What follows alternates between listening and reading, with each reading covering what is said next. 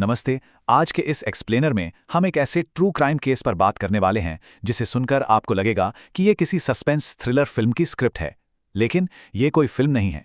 ये अहमदाबाद की एक बिल्कुल सच्ची और अविश्वसनीय घटना है जहां साइकोलॉजिकल खौफ और आज के मॉडर्न फॉरेंसिक साइंस का एक ऐसा चौंकाने वाला कॉम्बिनेशन देखने को मिला है जो साबित करता है कि अतीत के गुनाह कभी पूरी तरह से दफन नहीं होते। सच कहूं तो आज की ये कहानी यकीनन आपको सोचने पर मजबूर कर देगी। तो चलिए बिना किसी देरी के शुरू करते हैं।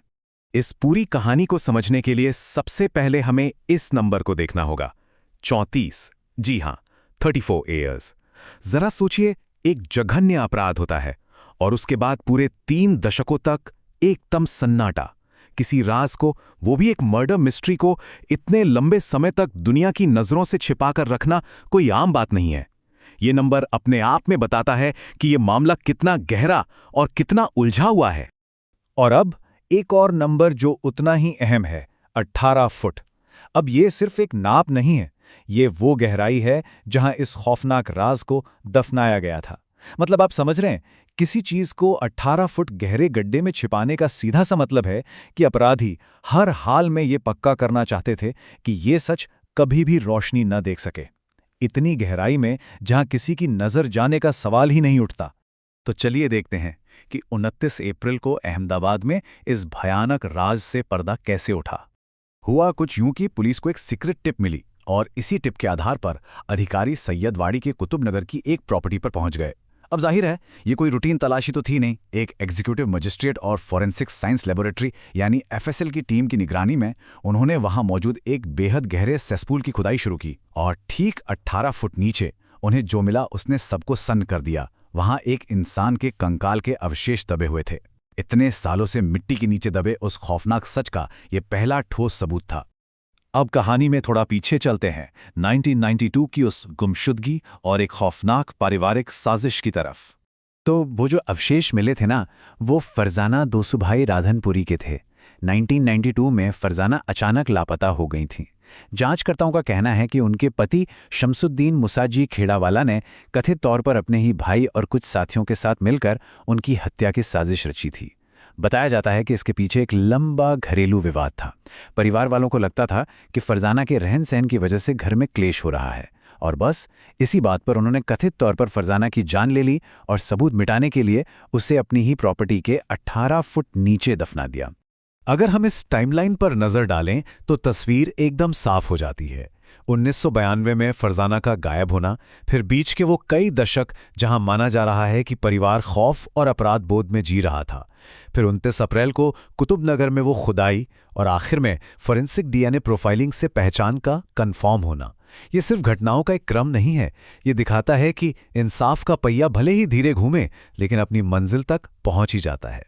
अब यहां सबसे बड़ा और सबसे दिलचस्प सवाल ये उठता है कि 34 साल तक सब कुछ इतनी चालाकी से छिपाने के बाद आखिर ऐसा क्या हुआ कि ये राज बाहर आ गया? वो कौन सी चूक थी जिसने इस 3 दशक पुरानी खामोशी को तोड़ दिया? इसका जवाब पुलिस की किसी रेगुलर इन्वेस्टिगेशन में नहीं, बल्कि खुद अपराधियों के साइकोलॉजिकल ब्रेकडाउन में छिपा है, यानी गिल्ट का खौफ। मीडिया रिपोर्ट्स के मुताबिक ये परिवार सालों तक एक अजीब सी दहशत और भारी गिल्ट में जी रहा था। ऐसा कहा जाता है कि उन्हें लगातार फरजाना का साया दिखाई देता था।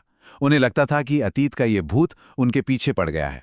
आप देखिए, लाश को तो उन्होंने 18 फुट जमीन के नीचे गाड़ दिया था, लेकिन वो उनके दिमाग से कभी नहीं जा सकी। इंसान की अंतरात्मा का बोझ होता ही ऐसा है, उससे आप कहीं भाग नहीं सकते। और पता है सबसे बड़ी विडंबना क्या है? इसी खौफ ने उन्हें फंसा दिया। अपने दिमाग के इस डर या भूत से छुटकारा पाने की हताशा में परिवार ने तांत्रिकों और अंधविश्वास का सहारा लेना शुरू कर दिया। और बस इन्हीं अनुष्ठानों के दौरान भूत भगाने के चक्कर में उन्होंने अनजाने में बाहरी दुनिया के सामने अपने 1992 के उस जघन्य अपराध का राज उगल दिया। उन्हें लग रहा था कि वो किसी आत्मा को शांत कर रहे हैं, लेकिन असल में वो अपना ही गुनाह कबूल कर रहे थे। और जैसे ही ये बात क्राइम ब्रांच तक पहुंची, अंधविश्वास की जगह ले ली एकदम पक्के सॉलिड साइंस ने। यहां आप एक बहुत ही गजब का कॉन्ट्रास्ट देख सकते हैं।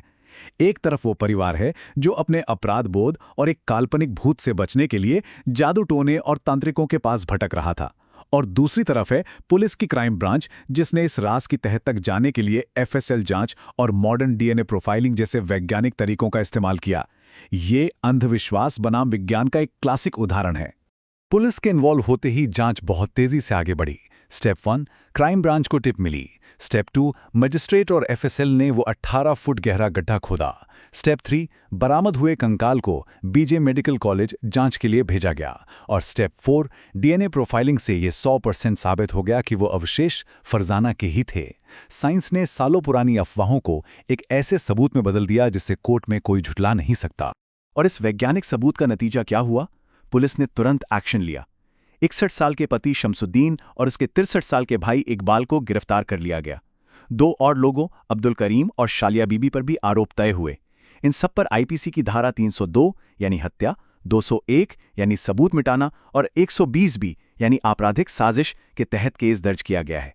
आखिरकार साइंस ने अपराधियों को कानून के कटघरे में खड़ा कर ही दिया। तो इस पूरे एक्सप्लेनर के अंत में ये केस हमारे सामने एक बहुत ही गहरा सवाल छोड़ जाता है। सच को बाहर लाने की असली ताकत किसमें ज्यादा है, अत्याधुनिक विज्ञान में या फिर इंसान के उस अपराध बोध में जिससे वो चाहकर भी कभी भाग नहीं सकता? सच तो यह है कि इस केस में इन दोनों के बिना शायद ये राज कभी राज ही रहता। खैर, आप इस बारे में क्या सोचते हैं? इसी सवाल के साथ मैं आज का ये एक्सप्लेनर यहीं खत्म करता हूं। जुड़ने के लिए बहुत बहुत शुक्रिया।